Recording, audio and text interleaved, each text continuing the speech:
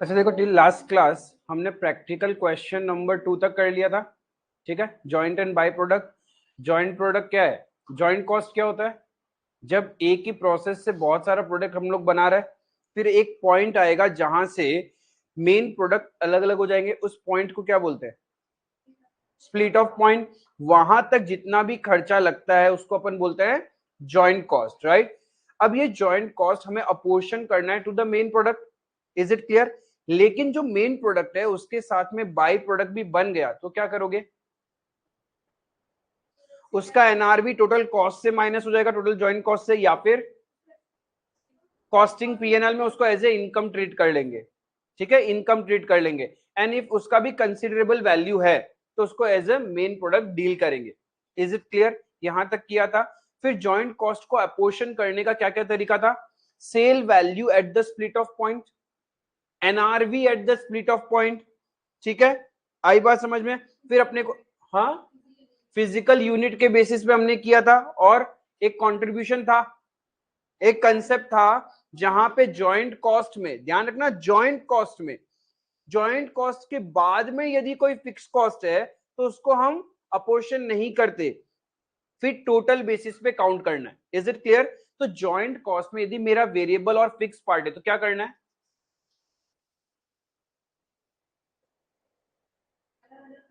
हाँ, तो कैसे करेंगे? वेरिएबल यूनिट्स के हिसाब से जो हो जाएगा, ठीक है, टोटल कंट्रीब्यूशन के रेशियो में फिक्स कॉस्ट होगा। ठीक है, फिर और किया था, नॉर्मल लॉस का क्या करना था? दो तरीका था, या तो इनपुट के बेसिस पे या आउटपुट के बेसिस पे। इफ जब हम आउटपुट के बेसिस पे रेशियो में, वॉल्यूम ऑफ आउटपुट के रेशियो में जॉइंट कॉस्ट को बांटते, तब क्या करना है? तो रिवाइज्ड कॉस्ट पर यूनिट लेते हैं, मतलब total cost divided by number of units input minus normal loss. तो रिवाइज्ड कॉस्ट पर यूनिट लेते हैं। लेकिन इफ इनपुट के बेसिस पे लेंगे तो क्या करेंगे? तब जो आउटपुट है उसमें नॉर्मल लॉस यूनिट प्लस कर देंगे, और जो actual cost per unit of material था वही लेंगे। Is it clear? आई बात समझ में? तो देखो, आज आगे बढ़ते हैं। कुछ सर्टेन प्रैक्टिकल क्वेश्चंस पेंडिंग है। कितना है? 4, 3, 4, 5, 6। फटाफट इसको खत्म करते हैं। क्या बोल रहा है? Buttery butter is engage in the production of butter milk, butter and ghee. It purchases processed cream and let it through the process of churning until it separates into buttermilk and butter. Okay. For the month of January, यानी क्या करता है ये? Butter और घी बनाता है। Is it clear? उसका मेन प्रोडक्ट क्या है? Butter milk, butter and ghee. ठीक है। For the month of January, buttery butter purchase 15 kiloliter processed cream at the rate ₹100 per 1000 milliliter। 1000 millilitre का मतलब क्या? 1 litre. 1000 millilitre is equals to 1 litre. Conversion cost of ₹1 lakh were incurred up to the split of point। यानी can you tell me the total joint cost at the split of point?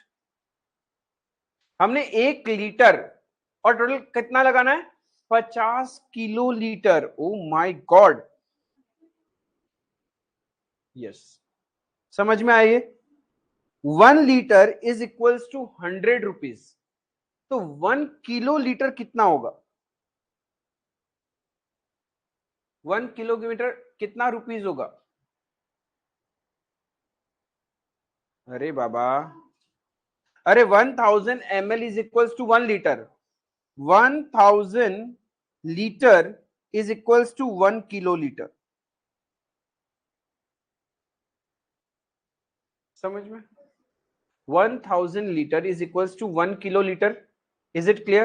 तो यानी 1 kilolitre का price कितना हो गया? If 1 litre का price 100 रुपए है तो तुम्हारा 1000 लीटर का कितना हो जाएगा? 1 लाख। यानी 1 किलोलीटर का प्राइस 1 लाख रुपए है। समझ में आया? तो 50 किलोलीटर का रुपीस कितना होगा? 50 लाख। क्लियर है ये? यहां तक प्रॉब्लम नहीं है?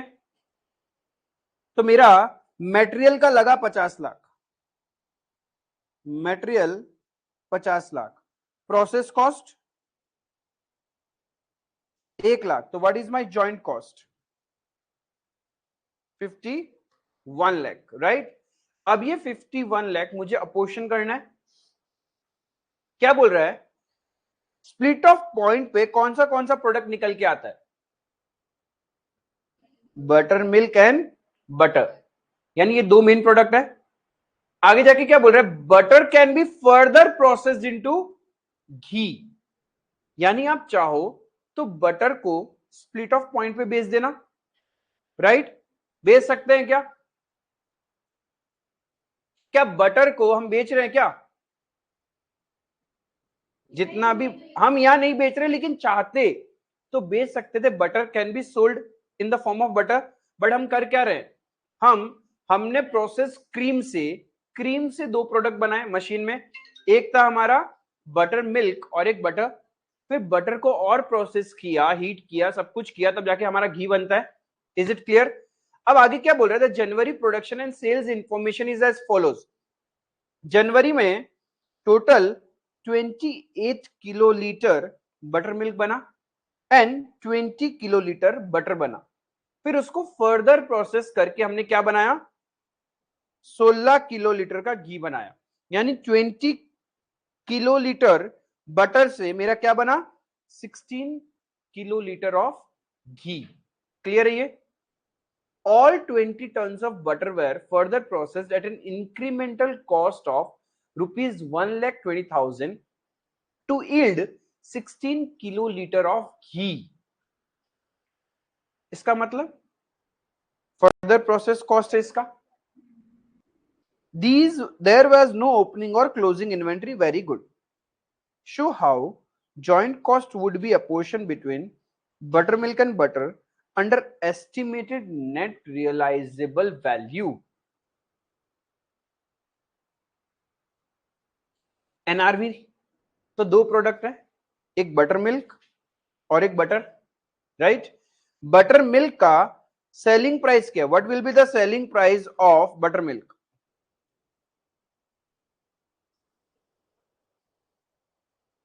28 इंटू सेल्स क्वांटिटी, इतना ही बेच दिया। प्राइस है पर लीटर है, 1 लीटर का प्राइस 30 रुपए है, तो 1 किलो लीटर का कितना हो जाएगा? 1 kilo litre is equals to 1000 litre. 1 litre का प्राइस 30 है, तो इक्वल्स टू रुपीज कितना पर किलो लीटर होगा? 30,000 पर किलो लीटर। ये क्लियर है? तो what is the net realisable value? Net realisable value का मतलब क्या होता है? Selling price minus further process cost, तब जाके हमें एनआरवी मिलेगा, स्प्लिट ऑफ पॉइंट। तो सेलिंग प्राइस कितना है इसका?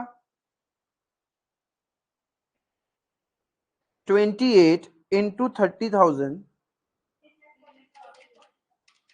क्या इसका कोई फर्दर प्रोसेस कॉस्ट था क्या? तो यही मेरा एनआरवी हो गया at split off, right? Then butter, butter का ऐसे तो बिकेगा नहीं, घी के फॉर्म में बिकेगा।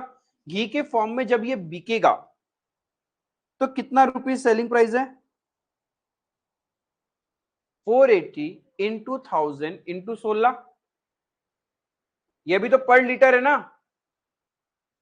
अरे 16 किलो लीटर ऑफ घी तो हम सेल करेंगे, तो 480 इंटू 1000 इंटू 16 यानी 76,80,000। लेकिन इसका फर्दर प्रोसेस कॉस्ट भी तो है। कितना है further process cost? Minus 1,20,000। What will be my NRV of ghee? तो बेसिकली हम लोगों को in the ratio of 8,40,000 and 75,60,000 में जॉइंट कॉस्ट अपोर्शन करना है, राइट? जॉइंट कॉस्ट है 51 लाख, उसको इस रेशियो में बांटेंगे तो कितना कितना आएगा बताओ? जॉइंट कॉस्ट फिर से बोलना, किसका? 5,10,000 buttermilk and बटर का 45,90,000। ये क्लियर है? जॉइंट कॉस्ट अपोर्शन हो गया। उसके बाद क्वेश्चन क्या बोल रहा है, healthy bones offer to purchase 20 tons of butter. वो बोलता है घी मत बनाओ, आपका जो बटर है वही हमें बेच दो इन February at ₹360 per kg. In case buttery butter accept this offer, no ghee would be produced in February.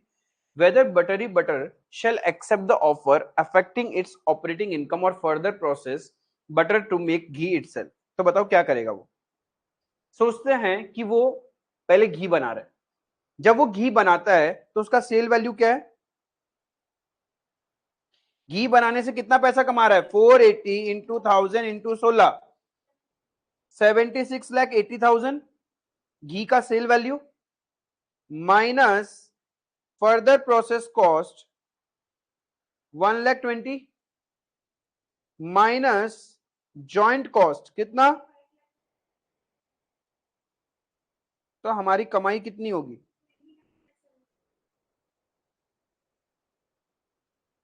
29,70,000। अब यदि हम घी नहीं बनाएंगे तो क्या होगा? घी नहीं बनाए तो बटर को कितने में बेच दोगे? 360 रुपीज पर केजी है, तो 20 इंटू 1000 इंटू 360, 72 लाख। क्लियर है?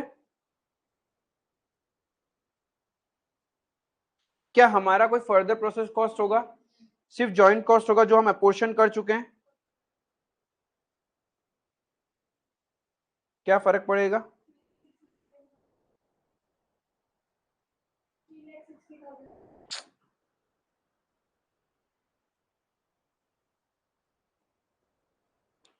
26 लाख।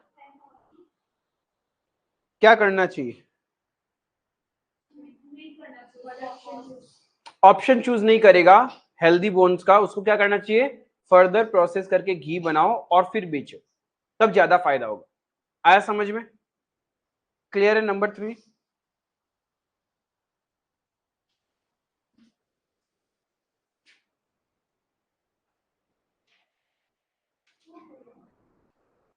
हो गया सबका?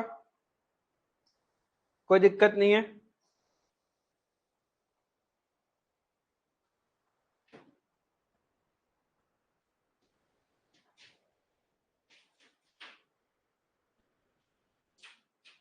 क्लियर? नंबर 4 रीड करो, देखो क्या बोल रहा है क्वेश्चन, फिर साथ में करते हैं।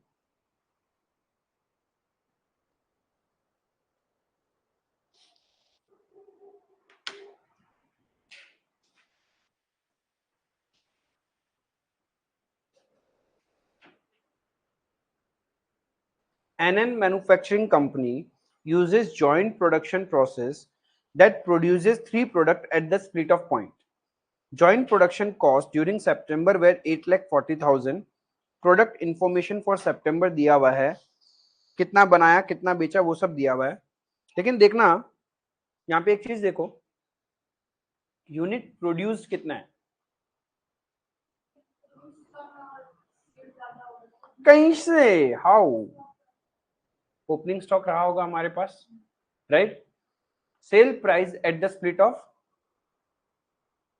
After further process. इससे क्या समझ में आता है?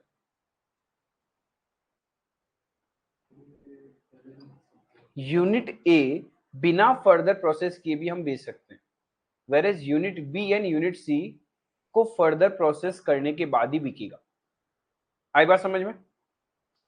Cost to process after split off, ये क्या है? ये क्या है? फर्दर प्रोसेस कॉस्ट है। जॉइंट कॉस्ट हो जाएगा, अपना अपना अलग रास्ते चले जाएंगे, फिर और इस पे इतना खर्चा करोगे तब वो सेलेबल कंडीशन में आएगा। क्लियर है ये? चलो आगे देखते हैं। Assume that product C is treated as byproduct and the company accounts for the byproduct at NRV as a reduction of joint cost, देखा बता दिया क्वेश्चन में, नहीं बताए तो हमारे पास तो दो तरीका है, हम जॉइंट कॉस्ट से नहीं कम करेंगे, कहाँ लेके जाए, कॉस्टिंग पीएनएल में इनकम मान लो, बट एग्जाम में नहीं भी बताए, अब बाई प्रोडक्ट की कॉस्ट को क्या करना, जॉइंट कॉस्ट से माइनस करना एंड नोट लिख के आना।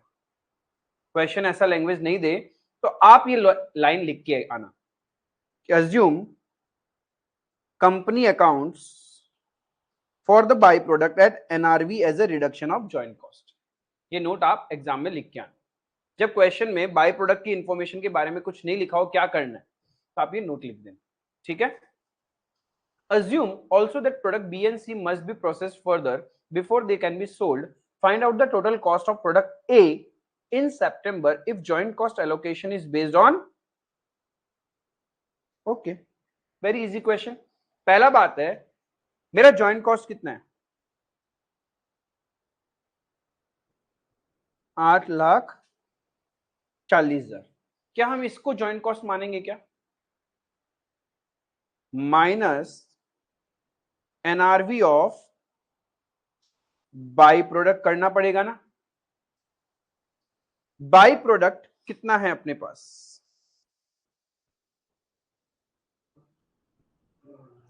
हम तो जितना करेंट ईयर में प्रोड्यूस हुआ उसको मानेंगे, पहले से जो उसको क्यों मानोगे, करंट ईयर का प्रोडक्शन कॉस्ट ले रहे हो तो करंट ईयर में जितना बाई प्रोडक्ट है वही लोगे, तो 40,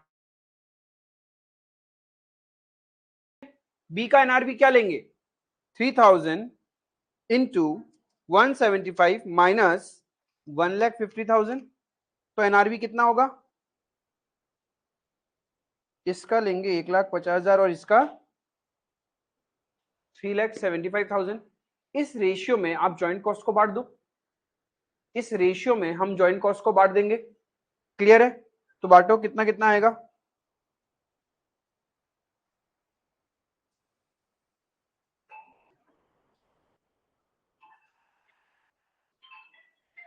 कितना आएगा,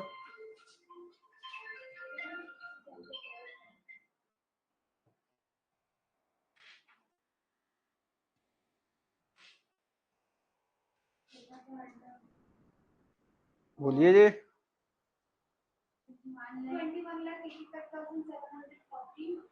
21 लाख,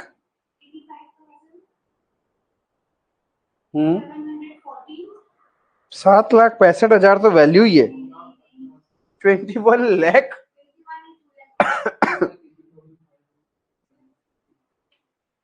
अरे 7,65,000 तो टोटल जॉइंट कॉस्ट है, उसको बांट के 21 लाख कैसे होगा, 2,18,571,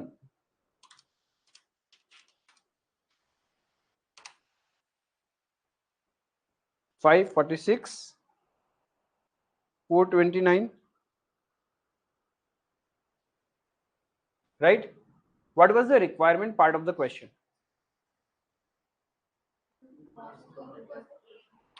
टोटल कॉस्ट ऑफ ए क्या लेंगे,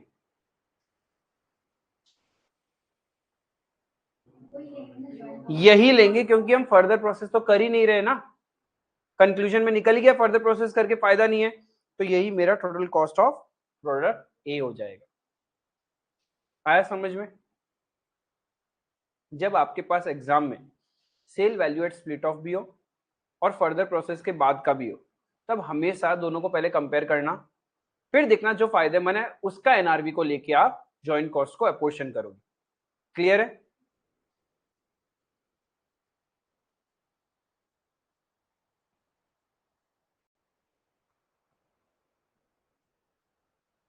प्रेजेंटेशन कर लो।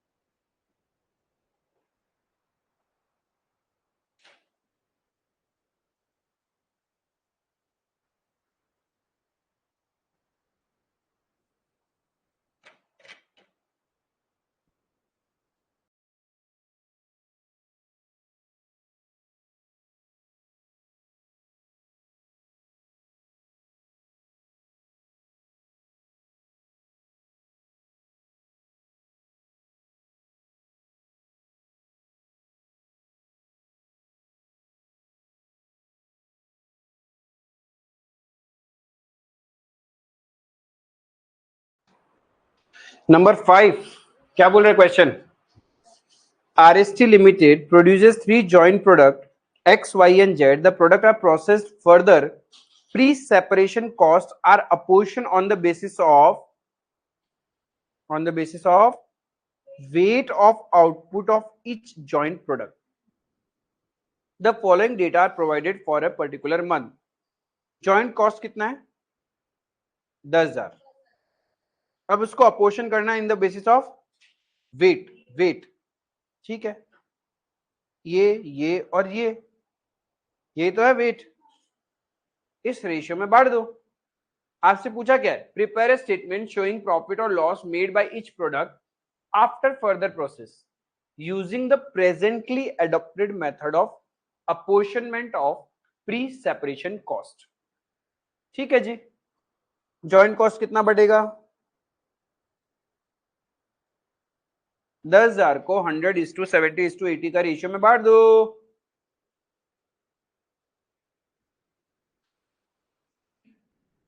कितना?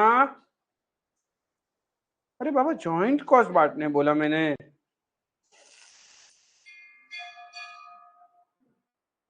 छी छी छी छी छी 10:7:8 20. छी 10,000 डिवाइडेड बाय 25 इंटू 10 4,000. जाओ जाओ बेसिक्स क्लासेस करके आओ.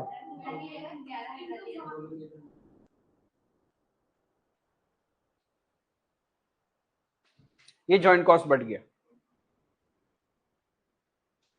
सेल वैल्यू प्रोडक्ट एक्स का क्या होगा?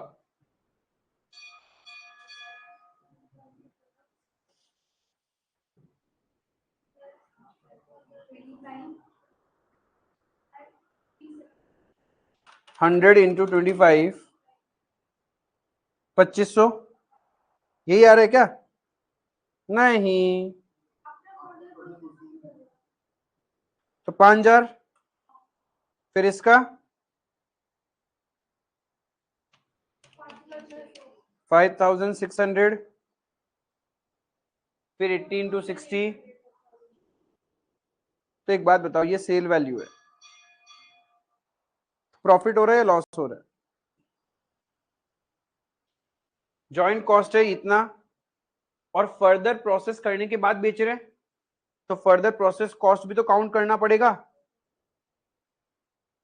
तो टोटल खर्चा 6,000, बेच रहे हो 5,000 में, 1,000 का नुकसान. फिर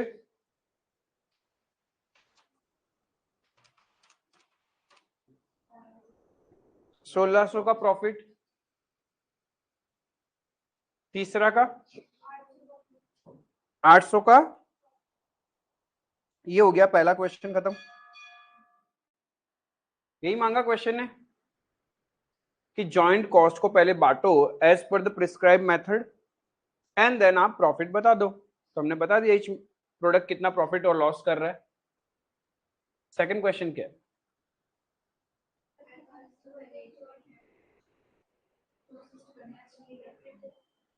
प्रोसेस करना चाहिए या नहीं करना चाहिए? तो एक काम करते हैं, पहले विदाउट प्रोसेस का भी निकाल लेते हैं. विदाउट प्रोसेस करने से सेल वैल्यू कितना आएगा?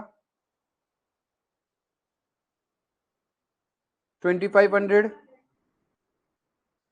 4,900, 3,600. राइट. जॉइंट कॉस्ट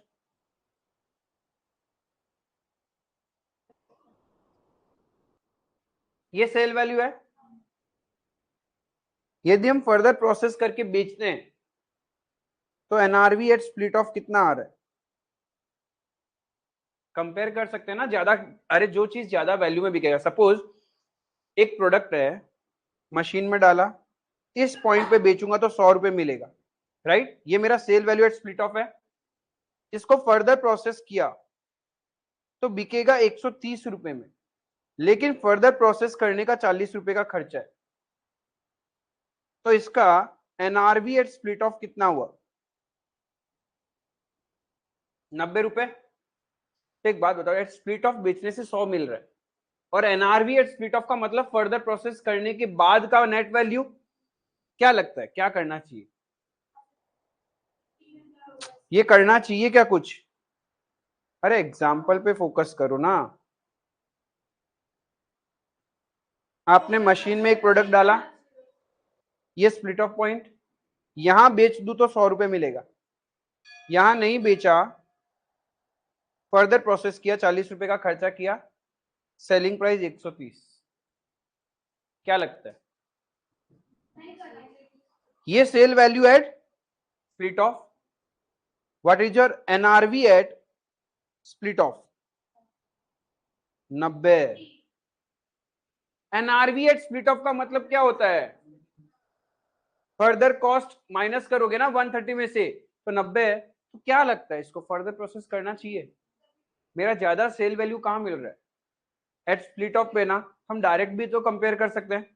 तो एनआरवी एट स्प्लिट ऑफ कितना है मेरा?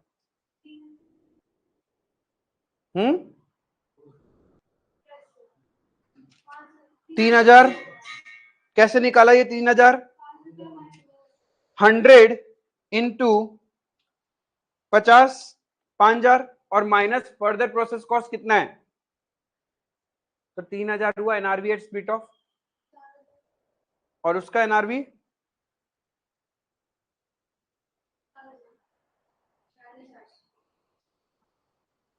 ये निकला क्या सबसे?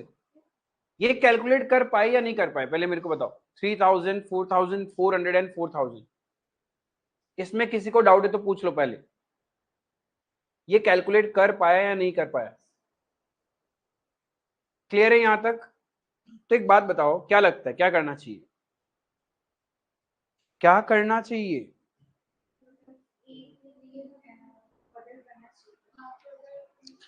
ये फर्दर करो, ये मत करो, और ये करो, राइट?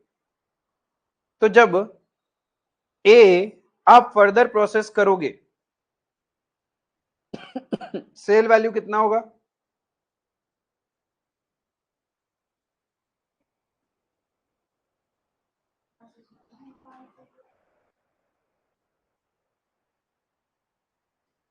फर्दर कॉस्ट भी लेना पड़ेगा। क्या हमें वाई को करना है? वाई को नहीं करना, तो सेल वैल्यू कितना? ये काउंट नहीं आएगा। जेड को करेंगे, कितना आएगा सेल वैल्यू? कितना आएगा? जॉइंट कॉस्ट, जॉइंट कॉस्ट कितना कितना? 4000।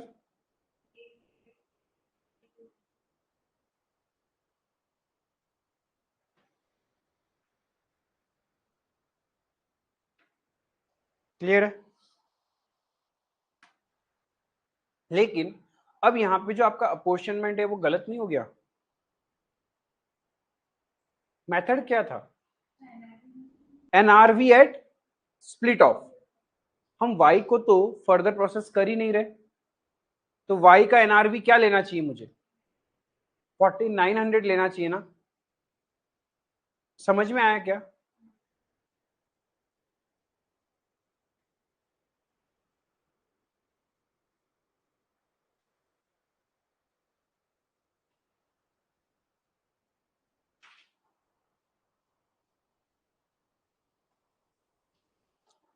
टोटल जॉइंट कॉस्ट कितना?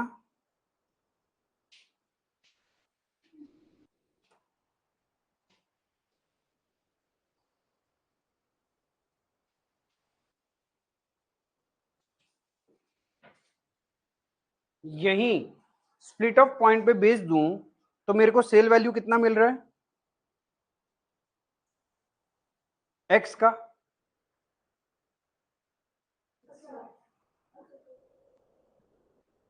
वाई का।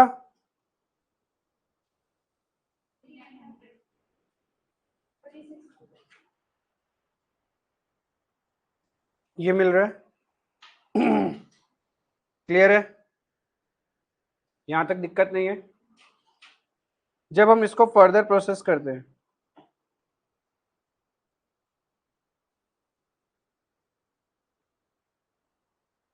सेल वैल्यू कितना?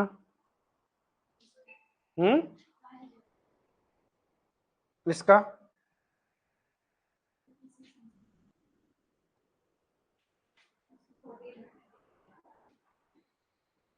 कॉस्ट कितना लग रहा है?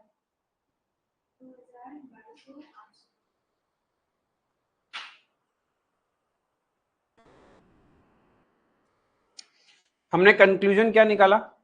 एनआरवी एट स्प्लिट ऑफ पे जॉइंट कॉस्ट बांटना है। तो पहले हमने अजम्पशन लिया कि हम सारे प्रोडक्ट को फर्दर प्रोसेस कर रहे हैं। अब लॉजिकली देखें तो क्या सारे प्रोडक्ट को हम प्रोसेस कर रहे हैं? क्या नहीं कर रहे? तो एग्जाम में क्या होता है, अब यहां पे जो आईसीआई सॉल्व करता है वो क्या करता है, पहला तरीके से जो किया ना उसी को थंब रूल मान लेता है। बट लॉजिकली देखे तो गलत है वो। जब मैं y को फर्दर प्रोसेस कर ही नहीं रहा हूं तो मेरा एनआरवी ऑफ y क्या होगा? 4900। समझ में आया? क्लियर है? बट आईसीआई क्या करता है, जो पहले करके रखा है आपसे ज्यादा मेहनत नहीं करवाता, बट करवा सकता है। ये ध्यान रखना कि फिर से वो बोलेगा कि जो सजेस्टेड पॉलिसी है उसके अकॉर्डिंग जॉइंट कॉस्ट को अपोर्शन करो। तब आप क्या करोगे, y का जो स्प्लिट ऑफ पॉइंट पे सेल वैल्यू है उसी को एनआरवी मानोगे। x का क्या करेंगे, फर्दर प्रोसेस के बाद का जो सेल वैल्यू है उसमें से फर्दर प्रोसेस कॉस्ट माइनस करोगे और यहां पे एनआरवी आएगा। देखो एज पर सजेशन हमने क्या क्या सजेशन किया,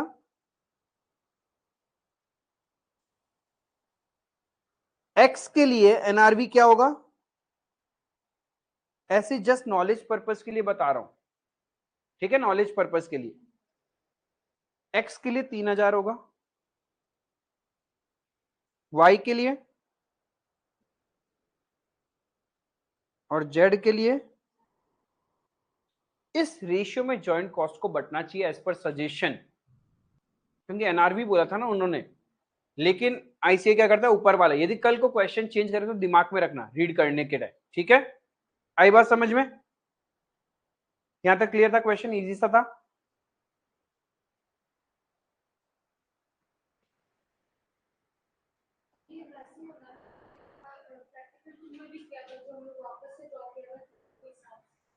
तो अगर इन केस हम लोग को बोले थे कि ऐसे कोई पोजीशन, तो हम लोग को ऐसे टीम के हिसाब से करना नहीं। जॉइंट कॉस्ट तो जो पहले कर रखा था, जॉइंट कॉस्ट में तो हमने उसमें अलग अलग कैटेगरी था, इस क्वेश्चन में था ही नहीं। इस क्वेश्चन में क्या हुआ, डायरेक्ट उन्होंने बोला कैसे बांटना है जॉइंट कॉस्ट को, weight of output of each product, ये तो बोला, राइट? और तो कोई दूसरा तरीका बोला नहीं, बट लॉजिकल क्या था, एनआरवी। एनआरवी बोलता तो हम क्या लेते, ये लेते। क्लियर है? एनआरवी बोलता तो हम ये लेते, आप इसका एनआरवी कुछ और नहीं लेते एनआरवी बोलता तो, क्योंकि इसको फर्दर प्रोसेस करके कोई लॉजिक ही नहीं बनता, आपको नुकसान होगा। क्लियर है?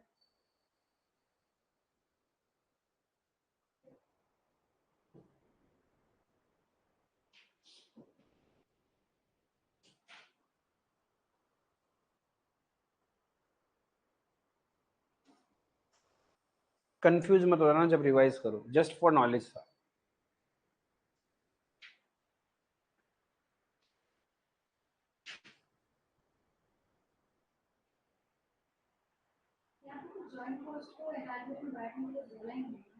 यहाँ तो वॉल्यूम के बेसिस पे बोला, यदि एनआरवी बोलता तो ऐसा करते।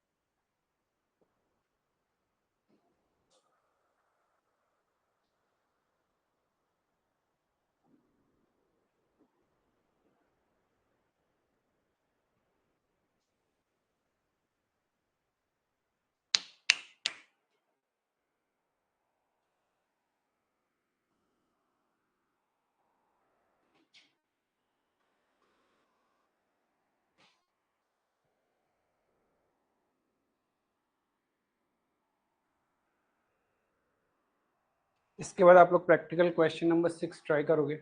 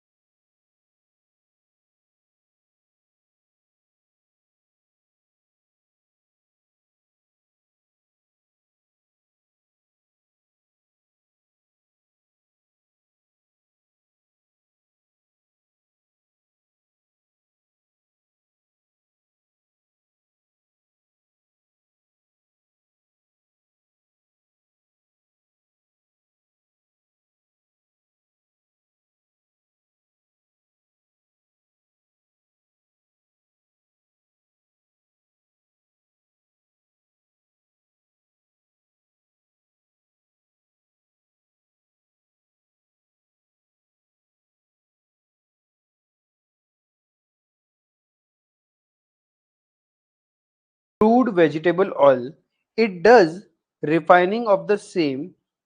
The refining process result in 4 product at the split off point SPNA, यानी क्या होता है, एक जॉइंट प्रोडक्ट है,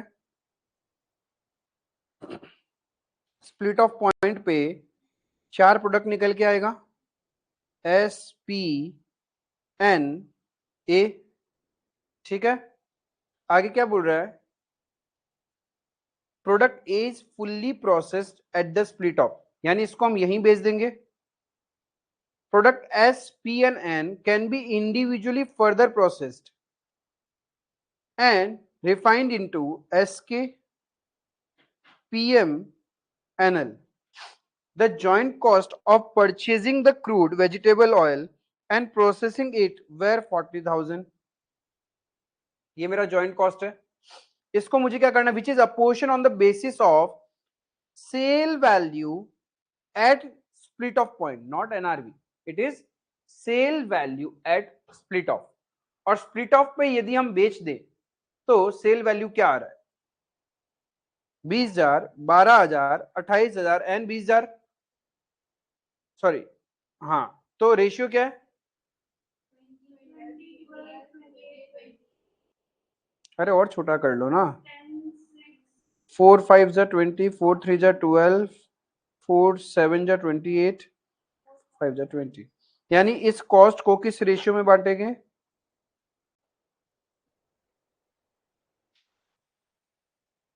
जॉइंट कॉस्ट बढ़ जाएगा। ठीक है, फिर आपसे क्वेश्चन ने बोला क्या है, you are required to identify the product which can be further processed for maximising profit and make suitable suggestion. तो आपसे बोला कि कौन सा फर्दर प्रोसेस करना चाहिए। देखो, स्प्लिट ऑफ पॉइंट पे बेचने से एस प्रोडक्ट सा मिलेगा 20,000, तो एनआरवी क्या है इसका एट स्प्लिट ऑफ, यदि फर्दर प्रोसेस करके बेचेंगे तो कितना रुपए लगेगा, 1,20,000 में बिकेगा, और लेकिन उसके लिए कॉस्ट कितना इनकर करना पड़ेगा, तो एनआरवी कितना है।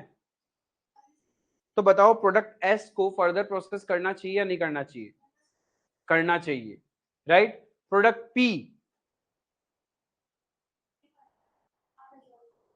पी को फर्दर प्रोसेस नहीं करेंगे। प्रोडक्ट एन,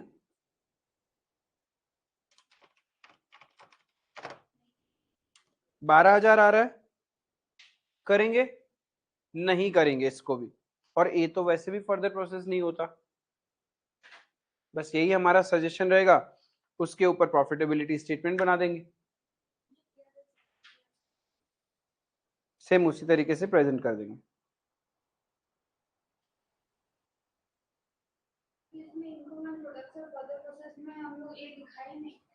क्यों?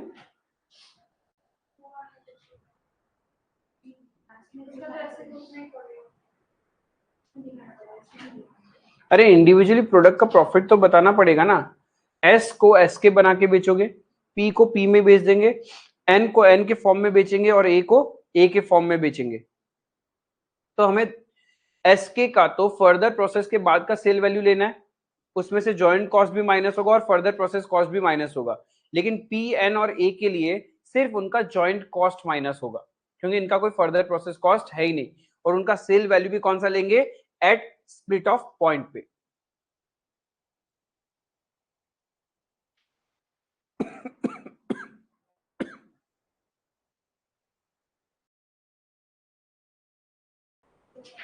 क्वेश्चन क्या बोल रहा है? Factory is engage in the production of chemical Bomex and in the course of its manufacture a byproduct Chromex is produced which after further process has a commercial value.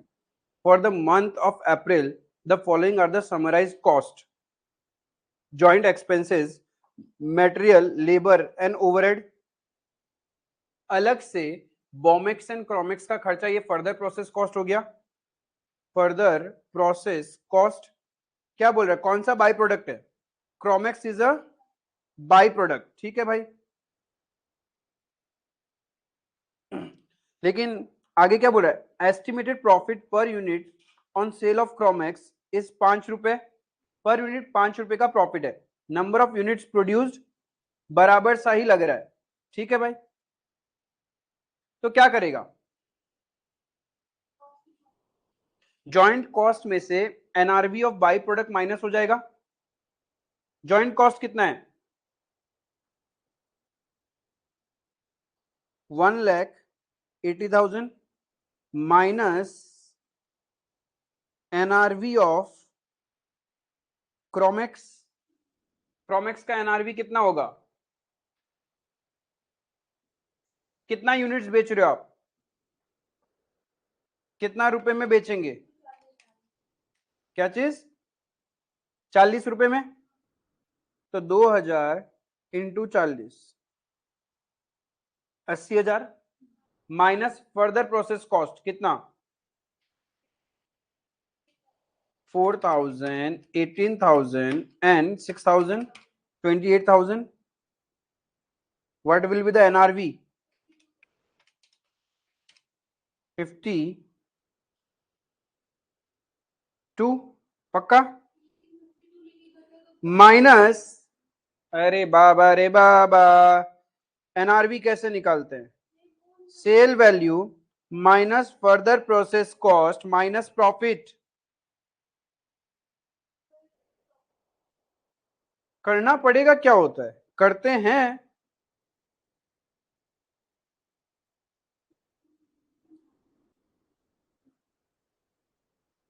पहला class भूल गए हम।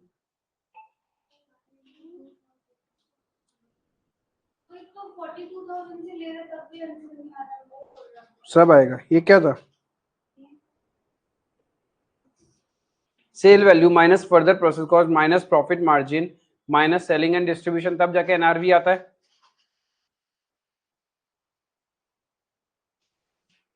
NRV कितना आया? Sale value 80,000, further process 28, profit 10,000, NRV 42। तो 1,80,000 में से 42 minus हो जाएगा। जॉइंट कॉस्ट कितना? ये बोमेक्स का ही तो जॉइंट कॉस्ट होगा। दो में क्यों बांट रहे हो? क्रोमेक्स तो बाई प्रोडक्ट है, ये तो पूरा बोमेक्स में ही जाएगा। आपसे पूछा क्या? प्रोडक्ट वाइज ओवरऑल प्रॉफिटेबिलिटी,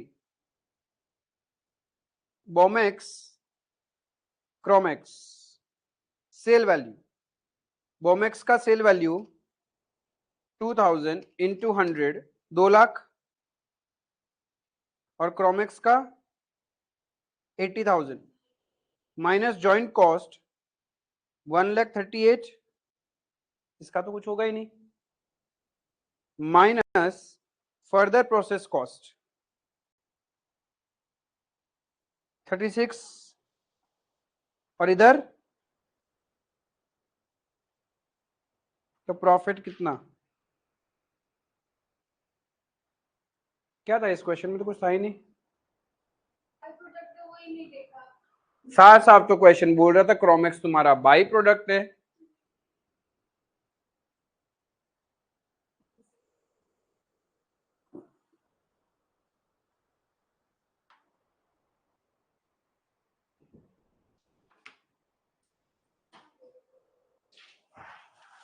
समझ में आया? क्लियर है?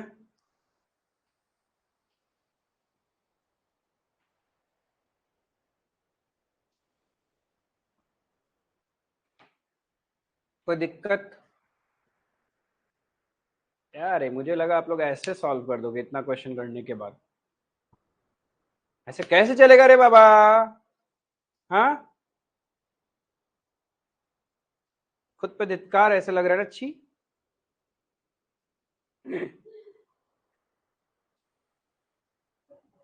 ठीक है, ये करके 3 करके बता दो।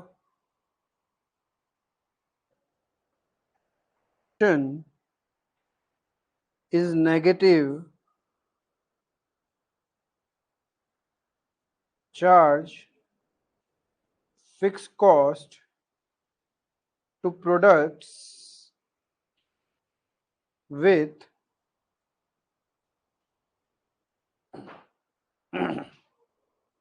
positive contribution.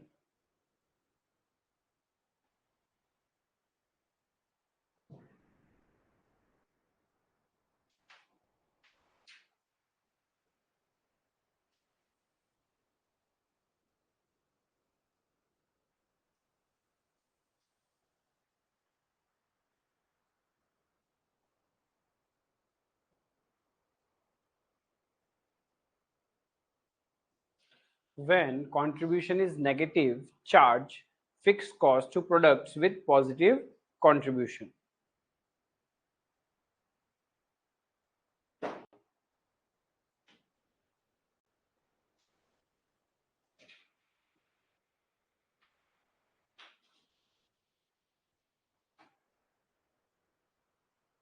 ठीक है?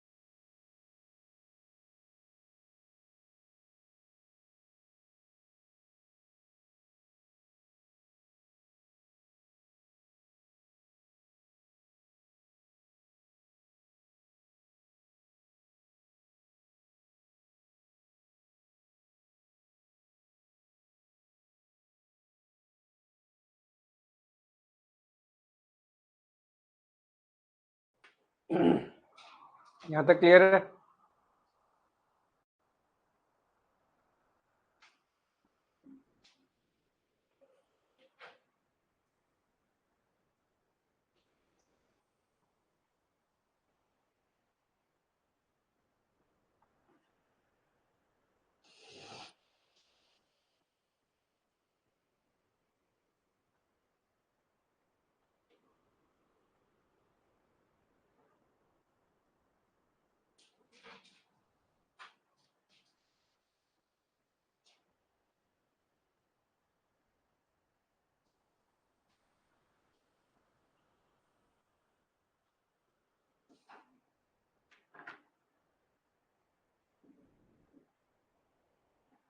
क्वेश्चन में और क्या मांगा था?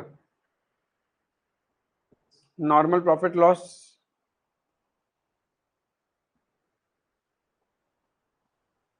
दोनों मेथड्स में।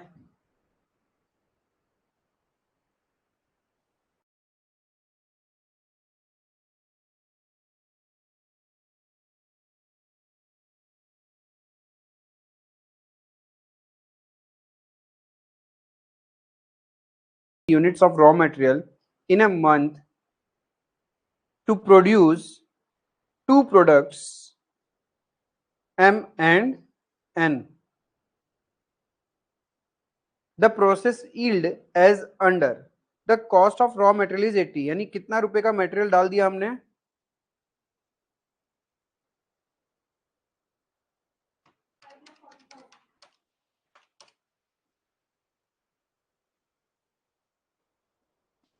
ये हमारा जॉइंट कॉस्ट है, right? Processing cost is rupees इतना, of which labour cost is accounted for 66%. Labour is chargeable to product M and N in the ratio of this.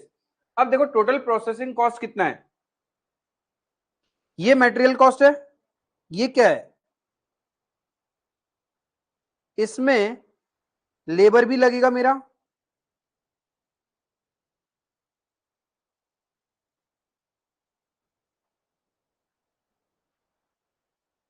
Labour कितना लगेगा?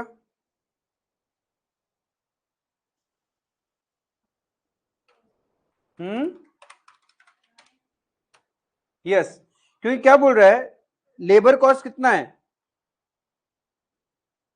टोटल प्रोसेसिंग कॉस्ट है 2,25,000, जिसके अंदर में क्या क्या है? बोलो जी। हाँ,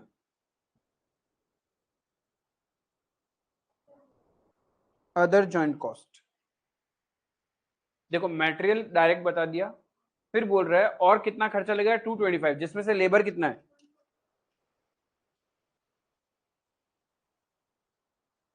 148,500। अदर कितना? ठीक है। अब लेबर को कैसे बांटोगे? ठीक है। Apportionment of joint cost among product M and N। Process loss कितना? 8%, यानी 6750 का 8%, 540 यूनिट्स। तो मेरा आउटपुट कितना है टोटल? उसमें M कितना होगा? M 5,400, 80% ऑफ 6750,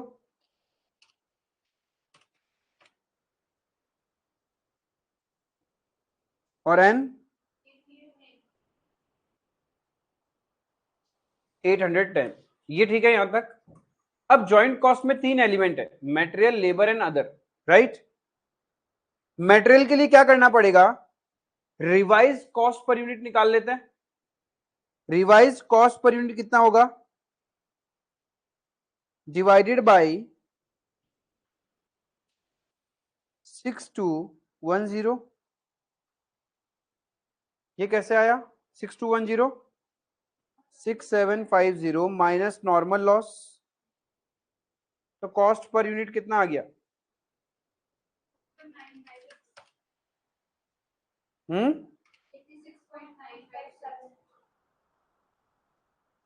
जो भी चल रहा है, ठीक है, अब बांटना एम और एन में खर्चा।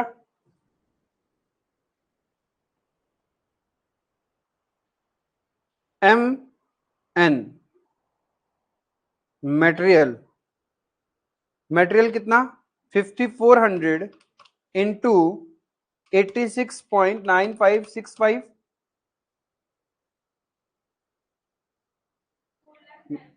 मटेरियल का तो पर यूनिट रेट पता है, तो टोटल मटेरियल कितना था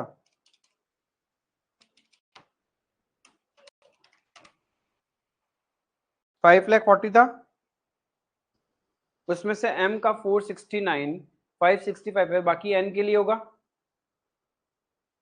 ठीक है, लेबर 148,500 इन द रेशियो, बांट दो।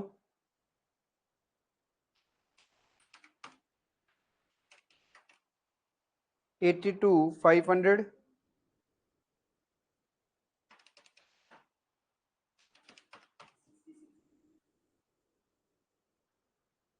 अदर, किस रेशियो में,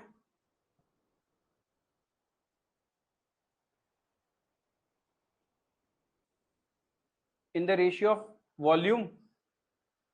आउटपुट, आउटपुट कितना है 54,810, तो इस रेशियो में बांट दो, हो गया।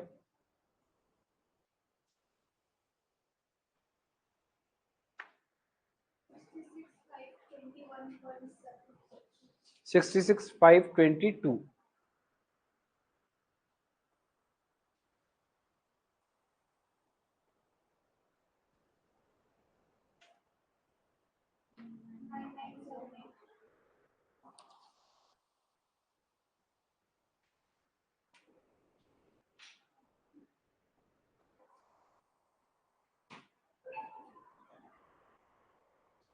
समझ में आया? इफ रिवाइज कॉस्ट नहीं निकालते तो कैसे करते?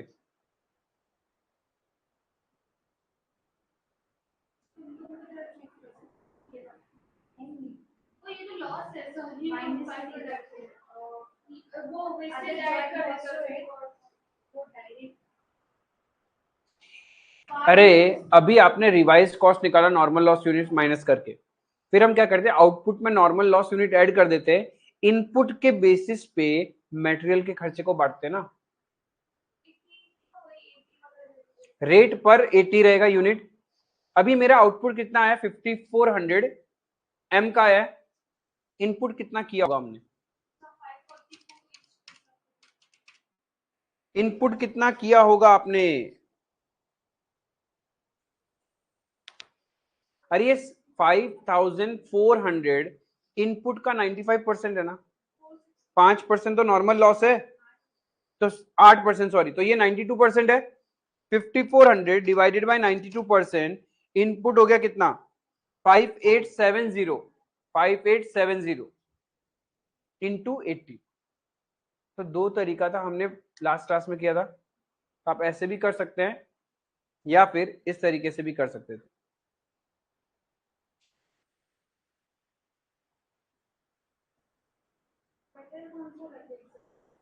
जो आपके दिमाग में सेट हो। सबसे बेस्ट है रिवाइज कॉस्ट पर यूनिट, वो दिमाग में बहुत जगह सेट है, बहुत सारा चैप्टर्स में अपन वही करते हैं। तो दोनों प्रेजेंटेशन आप उतार के रखोगे, and this will be the last question for the day. 3 question आपका होमवर्क है।